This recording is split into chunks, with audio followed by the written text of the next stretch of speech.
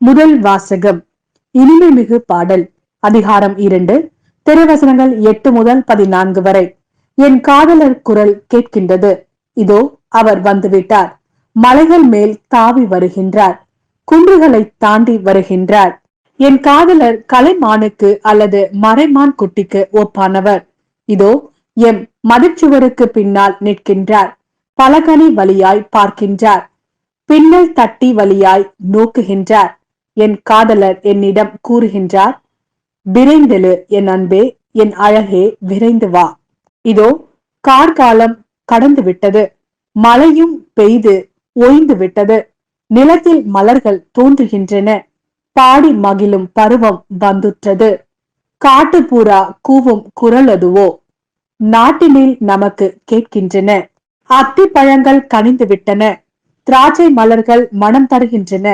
விரைந்தெழு என் அன்பே, என் அழகே, விரைந்து வா.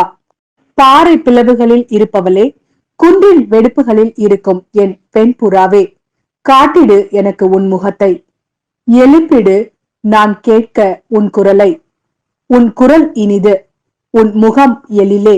இது ஆண்டவரின் அருள்வாக்கு. இறைவா, உமக்கு நன்றி. லூக்கா எழுதிய நற்செய்தி அதிகாரம் 1, திருவசனங்கள் 39 முதல் 45 வரை. அதன் பின் மரியா புறப்பட்டு யூதேய மலைநாட்டில் உள்ள ஒரு ஊருக்கு விரைந்து சென்றார். அவர் செக்கரியாவின் வீட்டை அடைந்து எலிசபெத்தை வாழ்த்தினார்.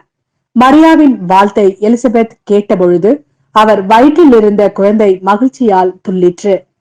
எலிசபெத் தூய ஆவியால் முற்றிலும் ஆட்கொள்ளப்பட்டார்.